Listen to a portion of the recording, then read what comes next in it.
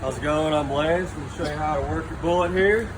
Starting up front, you do have your electric tongue jack. So basically getting up and down is just a little button here. You got a little light for whenever it's dark out. This little tab on top pops off. So basically if you lose power to the tongue jack, you'll have a crank on the inside, which I think is inside the camper. And that just gets you up or down. Right behind it, you have your propane. They are both filled. You have about 5 gallons in each. In the center, you have a regulator. There's little arrows on this black thing here. It's facing me right now. You'd be drawing from that tank first. I recommend one open, one closed, so you know you have backup. But when you're using these, they're all the way open or all the way closed. Right here, your deep cycle maintenance-free battery. This thing here is going to be the breaker for your electric tongue jack. So if you lost power to it, just double check this. Obviously, if it's not working after that, that's when you'll get the manual crank. Your battery here will charge whenever it's plugged into the vehicle or into 30 amp, and it's just going to run all the simple stuff like the lights, slides, small stuff like that. A little light there, and then heading around this way. This is just going to be your pass-through storage. That's all it is there. On all 4 corners, you have stabilizing jacks. That's what they're for, stabilizing. Don't try and change a tire or anything.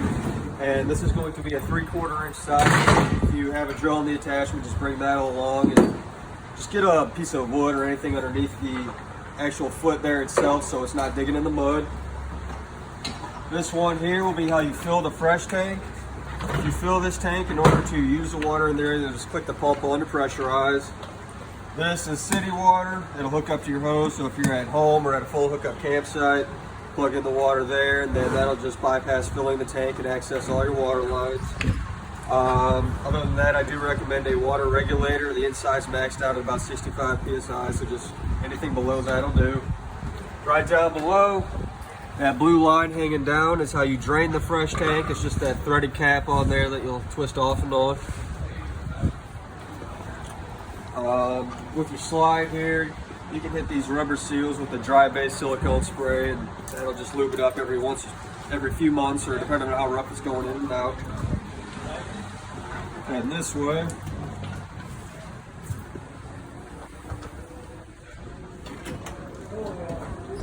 water heater here. It is both gas and electric. Priority 1 is getting water in the tank before you turn it on.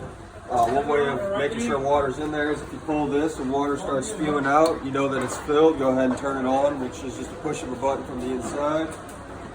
This is the drain plug for it, which is a 15-16 socket. So like I said, once you know water's in there, push a button inside and it'll turn on for you. That is just a hot and cold shower. That's all it is. And then right down below, if you ever get confused, just follow your stickers here. Got your gray and black tank on the bottom. So right here up on the frame, you'll have your dump station. So black is on the right, gray will be on the left. Black is the nasty toilet water, and gray is all the soapy water coming from the sinks and shower. Some more storage right through there. This is where we keep the sewer hose. Do recommend upgrading, but this would be great to get you started or have as backup. Spare tire here, and then if you're at a full hookup campsite or you have a satellite, you'll plug it in there, and that'll give you channels throughout the inside of the camper. Your power cord does go in and out from right here. You got roughly 30 feet of that. I don't know, I'm gonna call the guy to find out. And then this here is for your outdoor grill, which will just swing around. Okay. So up there if you have John one. told me to talk to you about it. And then your gas line down below will plug into here. And that's just a quick disconnect. You got a little valve here which controls the gas flow and locks it in place.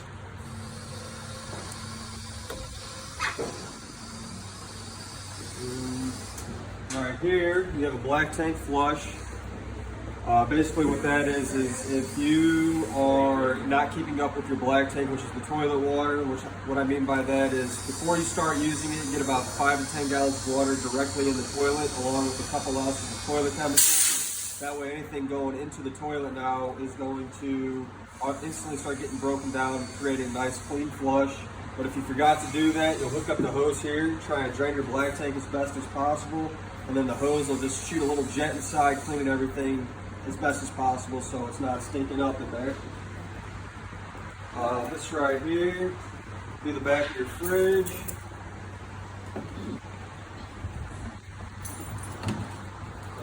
You'll probably never have to get behind here.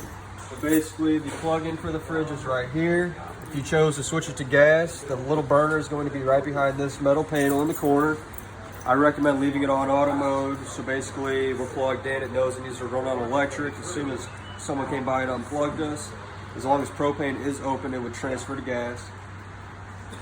These are just going to be some outlets like at home. Furnace there. Be careful what you keep in front of it because it does get pretty hot. And then other than that, pretty much it on this side. We do give you an adapter, 30 to 110 to do some driveway camping. And we don't have your awning out right now, but if it's a storm coming through or a big old gust of wind, you want that thing in. So if you're not physically underneath it throughout the day, just roll it in. Then so you know how to work the stairs, all it is fold it up, fold it back out. And that's it on the outside.